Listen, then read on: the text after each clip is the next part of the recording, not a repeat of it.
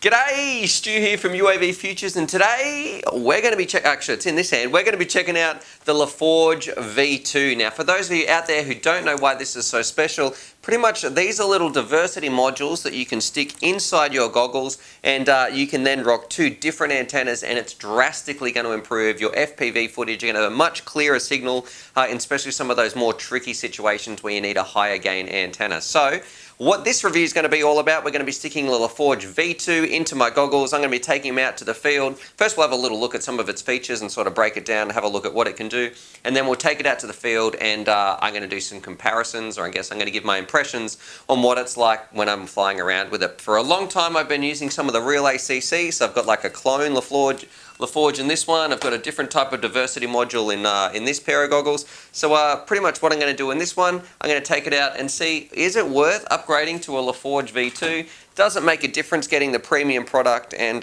what is it all about? Anyway, let's stick it on the bench and get started with a little bit of a breakdown, and then we'll jump out to the field and fly around. Alright, let's get started.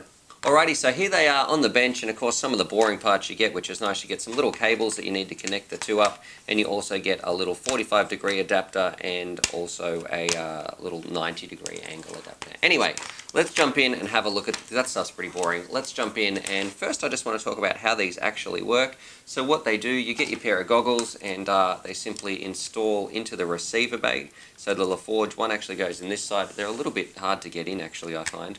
And one side goes in here. You attach your antennas, and then you can run two different types of antennas to get, I guess, you're going to run a helical on one side, and on the other side you're probably going to run your circular polarized antenna. And that gives you a great option for running a high gain antenna and just a general purpose antenna for your FPV footage when you're flying around. Alrighty, now they do come with these plastic covers that are designed to fit your Fatsharks pretty well. The fit's not perfect, and it's going to take a little bit of forcing, but I don't know really what else can you do, because they're designed to fit the V2s, and I think also the HD V3s and the HD V2s, so yeah, it's a little bit difficult for them to match them all, but I find the plastic is a little bit squishy, so you can sort of jam it in and make it fit. Anyway, that's enough about the aesthetics and sort of what it comes with. Let's have a look at what these actually do. So we're going to put it into our goggles, and then we're going to power it up. The big physical difference and the big main change between the V1 and the V2, on the V1 you've got a little scroll wheel that sort of locks in at the side right here, and on the V2 of the LaForge you've got something you can press. You can actually press some of the buttons. So I'm going to put it into my goggles,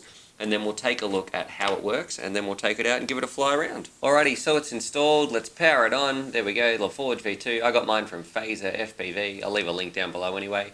And you can see when I turn it on, you've got the buttons right here to cycle up and down, so you can either go through the channels that way, or one of the best features I think that's about the new one, you can actually use the channels. I think you can anyway. Yeah, you can use the actual channels on your goggles to cycle through. So very, very cool, but it does have some limitations. It's not quite as useful as using the buttons on here. Anyway, let's jump in and have a look at its actual mode. So if you go to spectate, that's when it's going to cycle through, and it's going to pick the strongest signal. So when you're flying around, and I'll show you some DVR of spectator mode, but when you're flying around, it's just going to lock onto the strongest signal at any one time. So if your mate flies past and they're on a stronger signal, it'll jump to them, and then if someone else comes past, it'll jump on them. And basically it gives you a whole different bunch of options. You can sort of, just makes it interesting if you're going to the races or something like that. Going to the races, that sounds funny. But if you're going to the races, put it on spectator mode, and you're going to have a good time watching all the different pilots. Now we're going to go back in here. I'm not going to go through this in too much detail, because what this video is all about is how does this thing perform when it's out in the field. But one thing I do like is, just stop there, we can go through, I'm going to put it on manual mode, or you can also set your favorites right there as well. So for me, I fly around on, let's go through, it's not on this band, and let's go the other way actually.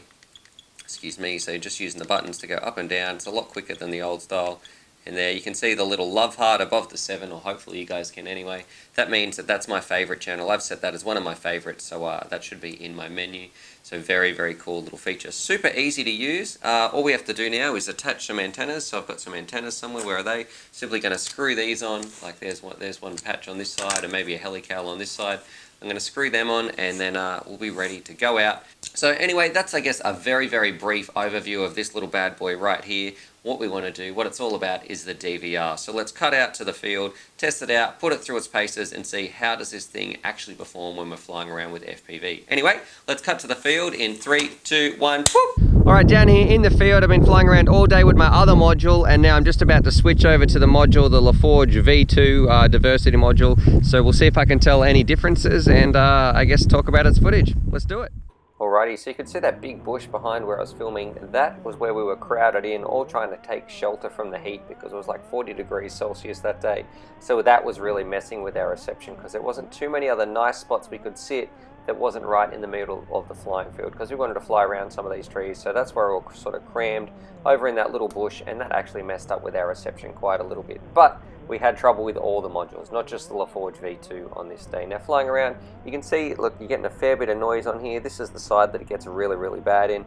And we're going to also see an example of why you should always have warning, or give your mate some warning when you're floating around, or don't plug in next to their head, because you might get a flash of their face. Very, very scary stuff there. Anyway, back to the LaForge V2. To be honest, and I'm going to be pretty frank here, I didn't really notice that much of a difference. Like the LaForge V2, the price tag's pretty hefty for a diversity module. It's definitely not bad. And if someone said, hey, do you want to use this? It's much better than nothing. And I'm going to say, is it better than the other ones out there? Maybe. I think in my terms of flying around and my experience with it, I didn't notice that much of a difference in the type of flying that I do. Maybe if you're doing some really long range stuff, or maybe the receivers are a little bit more sensitive. And I know Joshua Bardwell, I'll leave a link down below too, he does a great shootout of all these sort of diversity receivers. But for me, I don't know if I noticed that much of a difference. If I was just getting into the hobby and I needed to buy a diversity module, I definitely couldn't go wrong with one of these. But other than, look, and it does have some useful features. That spectator thing might be fun if I was going to take it somewhere, and it can do some really cool stuff, like with some other some LaForge VTXs and some UBAD VTXs and stuff like that. But other than, look, I completely lost it there, so that's not very good. But other than that, was there a massive difference or a massive jump just because it was the new LaForge? I'm going to say not really. Not in my personal experience anyway. Look, some people might get some better results, but I'm just telling you how I think, and I wasn't totally blown away with it. It would definitely, I'm not saying it's bad at all. I'm just saying it sort of was just what I was expecting, really. A pretty normal diversity receiver. Alrighty, so there it is. There's my review of the LaForge V2, and it's definitely, LaForge was the sort of first people to make these diversity modules anyway that I knew of, and definitely a very, very cool product. Now, it's got some cool features in there, and the big question, people, there's sort of two big questions you need to ask yourself. Is it better reception than the old LaForge V1 and some of the other modules?